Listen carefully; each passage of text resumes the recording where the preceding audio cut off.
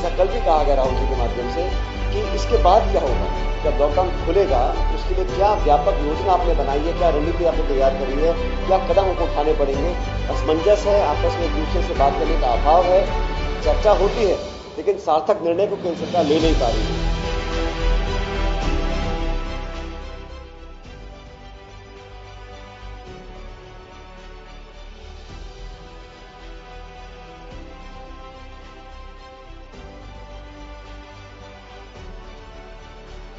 Many of us, like-minded parties, have demanded that cash must be transferred to the poor, that free grain must be distributed to all families, that buses and trains must be arranged for the migrant workers to go back to their homes.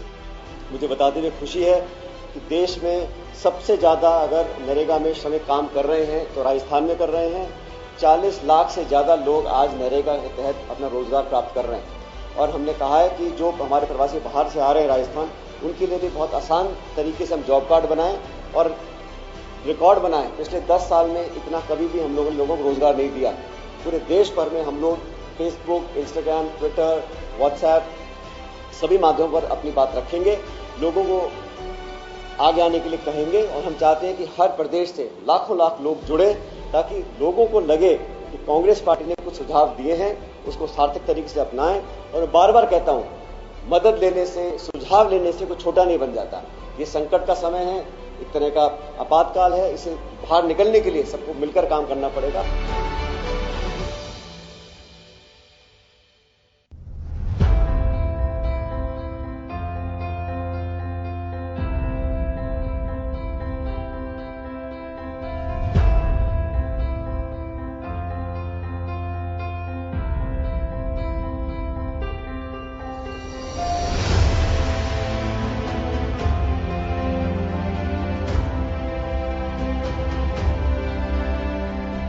The defining image of the pandemic has been the lack of migrant workers, many with children, many elders, walking hundreds of kilometers without money, without food or medicine, desperate to reach their home states.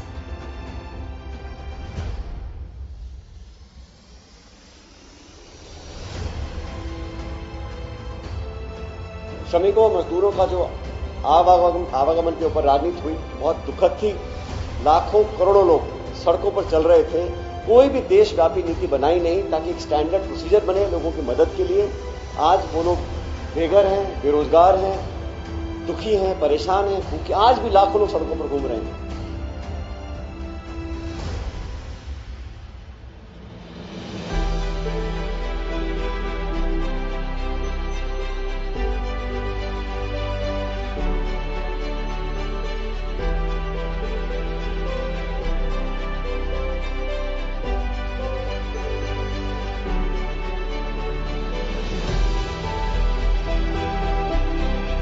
जैसा कल भी कहा गया राहुल जी के माध्यम से कि इसके बाद क्या होगा, जब लॉकडाउन खुलेगा तो उसके लिए क्या व्यापक योजना आपने बनाई है, क्या रणनीति आपने तैयार करी है, क्या कदम हमको उठाने पड़ेंगे।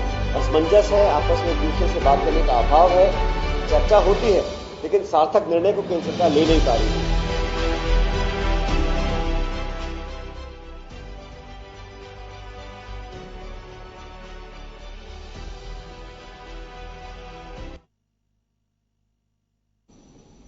नमस्कार साथियों, जैसा कि आप जानते हैं कि देश भर में आज कांग्रेस पार्टी के माध्यम से हम लोगों ने स्पीक अप इंडिया का एक कार्यक्रम चालू किया है और आज देश इस खौफनाक संकट से गुजर रहा है।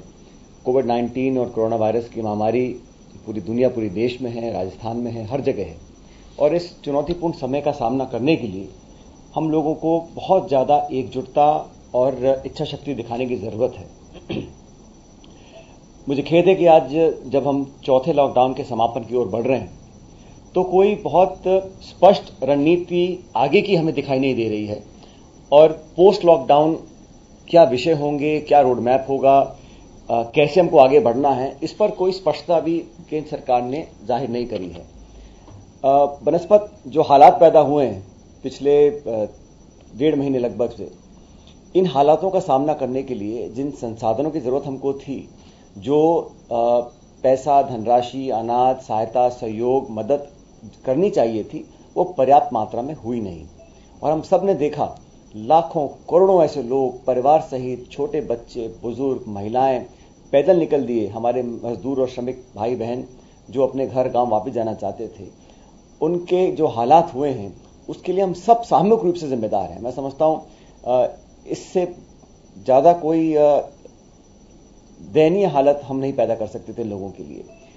और हमने लॉकडाउन घोषणा करने के बाद जो हमें स्टेट स्पेसिफिक फंडिंग करनी चाहिए थी, स्टेट्स को संसाधन और पैसा देना चाहिए था, वो भी केंद्र सरकार ने दिया नहीं।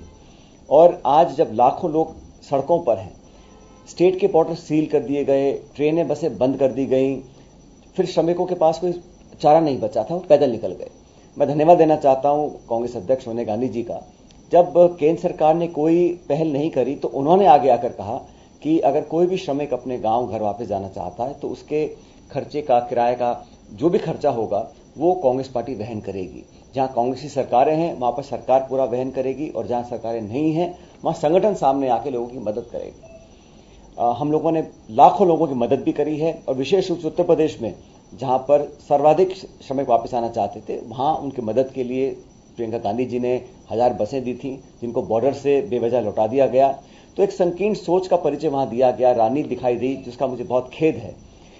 आज हम लोगों ने जो कार्यक्रम किया है उसमें आप सबका सहयोग भी चाहिए, आपकी पार्टिसिपेशन भी चाहिए, और एक दबाव हम बनाना चाहते हैं केंद्र सरकार के ऊपर 2-3 प्रमुख मुद्दों को लेकर। कुछ दिन पहले 22 विपक्षी पार्टियों की एक मीटिंग हुई, जहां पर निर्णय लिया गया कि जो 20 लाख करोड़ का पैकेज अनाउंस किया है, इससे लोगों के हाथ में पैसा नहीं पहुंचेगा।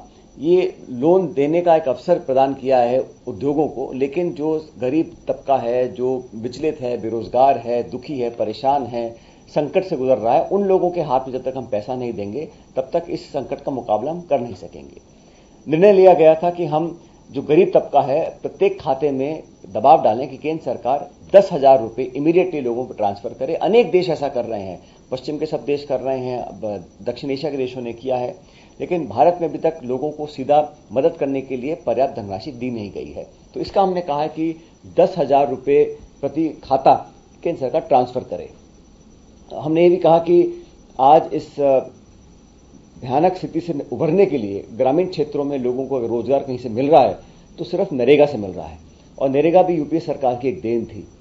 साथियों, मुझे बताते हुए खुशी है कि पूरे देश में आज राजस्थान ऐसा राज्य है जहां सबसे ज्यादा श्रमिकों को रोजगार मिल रहा है। आज सुबह तक का आंकड़ा हमारा 41 लाख लोग ऐसे हैं जो प्रतिदिन रोजगार पा रहे हैं नरेगा कार्यक्रम के तहत, और ये देश में सर्वाधिक है, नंबर 1 पर राजस्थान चल रहा है। और हमने 1.5 महीने पहले इसकी शुरुआत कर दी थी, क्योंकि हम जानते थे कि फैक्ट्री बंद होंगी, कारखाने बंद होंगे, लोग बेरोजगार होंगे, और जो लोग अपने पलायन कर वापस गांव में आएंगे उनके पास साधन कोई होगा नहीं रोजगार का। इसलिए हमने शुरू से इसकी योजना बनाकर रखी थी, और 80% काम जो नरेगा में आज हो रहा है वो लोग अपने स्वयं के घर, मकान, शौचालय और खेतों पर कर रहे हैं। क्योंकि व्यक्ति का खुद का मकान होगा तो उसको निर्माण करने में उसको रुचि भी होगी, और चाव से उसको काम करेगा, उसको पेमेंट मिलेगी। 220 रुपए प्रतिदिन पर श्रमिक को मिल रहे हैं। नरेगा एक लाइफलाइन साबित हुआ है जिन जिन राज्यों ने इसको सीरियसली टेकअप किया है, और राजस्थान में ये विभाग मेरे पास है। हम लोगों ने शुरू से इस पर बहुत ध्यान दिया, और अधिकारियों को, प्रशासनिक अफसरों को, हम सब लोगों ने डेली इसकी मॉनिटरिंग करी है। और 18 अप्रैल को राजस्थान में सिर्फ 62,000 लोग नरेगा से रोजगार पा रहे थे, आज 41 लाख लोग पा रहे हैं। तो एक संजीवनी की तरह हमारे सामने एक योजना है, इसका हमें पूरा लाभ उठाना चाहिए। लेकिन हमने ये मांग रखी है कि अभी मैक्सिमम जो रोजगार है वो 100 दिन का मिलता है प्रत्येक व्यक्ति को, हर परिवार से। हम चाहते हैं कि केंद्र सरकार इस 100 दिन की लिमिट को बढ़ाकर 200 दिन कर दे, ताकि जो लोग आज बेरोजगार हैं, बेघर हैं, इनके पास कोई विकल्प नहीं है, वो नरेगा योजना का और बेहतर लाभ उठा सकते हैं।